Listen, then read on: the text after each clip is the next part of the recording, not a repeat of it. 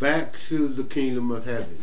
In this part, we will explain to you what the kingdom of heaven is through the divine origin of the Asiatic nation. It says this in the Circle 7 on chapter 45 of the Prophet Noble Drew Ali's teachings. The fallen sons and daughters of the Asiatic nations of North America need to learn to love instead of hate, and know of their higher self and lower self. This is the uniting of the Holy Quran of Mecca for teaching and instructing all Moorish Americans. Let me read that again. For teaching and instructing all Moorish Americans. The key of civilization was and is in the hands of the Asiatic nations, with an S on it, nations. The Moors, who were the ancient Moabites and the founders of the holy city of Mecca. The Egyptian, who was the Hammatites and a direct descendant of Mizraim. The Arabians, the seed of Hagar, Japanese and Chinese. The Hindus of India, the descendant of the Canaanites, Hittites, Moabites from the land of Canaan. The Asiatic nations and countries of North, South, and Central America. You hear me? Listen to this again. The Asiatic nations and the countries of North, South, and Central America, Moorish Americans and Mexicans and North Americans, Brazilians, Argentinians, Chileans in South America, the Colombians, the Nicaraguans, and the natives of San Salvador, the Colombians, again, and the Nicaraguans, and the natives of San Salvador, which was El Salvador. So we ain't talking about Sam Houston now.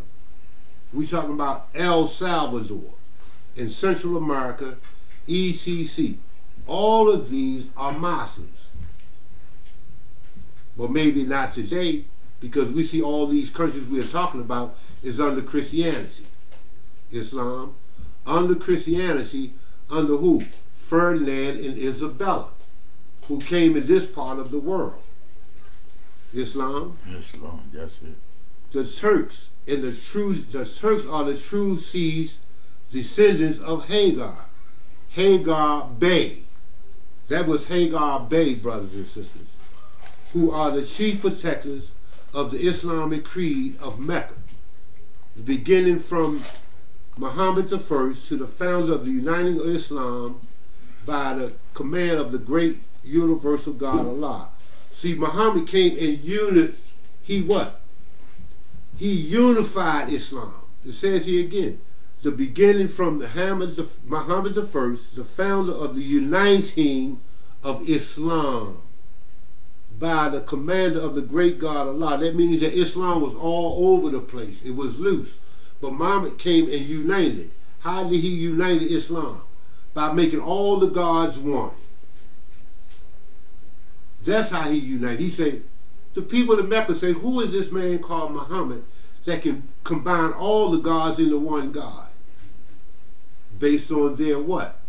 Their ideology of the one God. The one God who was called Allah. In the Islamic creed it says what? We honor all divine prophets. We honor all divine prophets.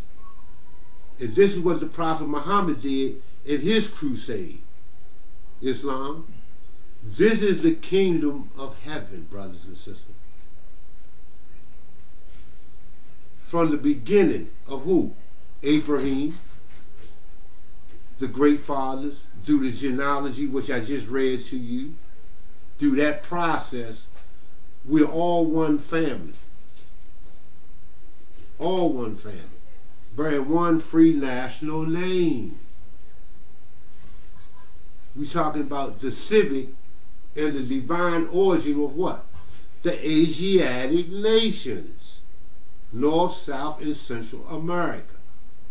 All these are Muslims. Again, Islam. So where do we go at to validate my claim? We go to, for reference, we go to the Holy Quran of Mecca in Surah 6, Ayat 168, where it talks about all the prophets' intercessions. In this great book of the Prophet Muhammad, the Holy Quran of Mecca, where it's on the back of the 101, again, the Prophet talks about under the divine laws of the Holy Quran of Mecca, which a lot of you Moors carry around in your pocket today, under the divine laws of the Holy Quran of Mecca. But seem like some of y'all got the Bible mixed up with the Holy Quran, brothers and sisters. A lot of you keep whipping out the Bible. When you going to bring out the Holy Quran of Mecca and explain to our brothers and sisters why we're not Negro, black, and color based on the great law book of the Holy Quran of Mecca, which we call Sharia law, the law of the Muslims or Muslims. We have to understand that in this era time, Islam, now the process for us to come out of that slavery, that shadow slavery, is by a proclamation that when you come into the Moorish Science Temple to put you back into the kingdom of heaven, which is Islam under the Moorish dynasty. The best of the Moors. We rule Spain for, you rule Europe, not Spain, but Europe for 750 years. The Moors. Here in America, that went into slavery. We are those people. What happened to us? Through a process, we became what? Shadow property, because what? We failed to obey the laws in the creed of our forefathers. Under Islam, which was called the religion of peace, or they call it the way to go. This is the way to obey Allah. That's what they call it. So through that process and through the documentation, we became slaves. After coming out of chattel property, we went into what? A physical property based on the paperwork, which we call a manumission papers, or what we call a birth certificate. That's how we're enslaved today, through a what? A bond. A bond. What is a birth certificate? It's a bond that someone else owns of you. So you have to learn the process of claiming that bond based on the paperwork and the process on how to come out of slavery and grab hold of what? Your lower self, that Negro self, that shadow self, that uppercase person that they call John Doe Bay or Susie Bay. They still have an attachment on us, so we have to grab hold of that attachment which belongs to you through a process that was set up through the Moorish Bureau of Vital Statistics, set up by Grand Sheikh Richardson Dingle-Eel. A process. The process was to proclaim your nationality, file your papers in the government institutions, and also, not along with that, claim what they have belonged to you through a process that you can use to claim who? Your straw man. The Jim Crow. Some of y'all are still Jim Crow. Some of us are still Jimmy Crow. The straw man. Islam. Isn't that what's happening to us today, brothers and sisters? They have an attachment to us based on what? A social security number, a bond number, and a certificate affidavit, which is called a birth certificate, with your name on it. your identification on that. Even got your mother and father on that particular bond.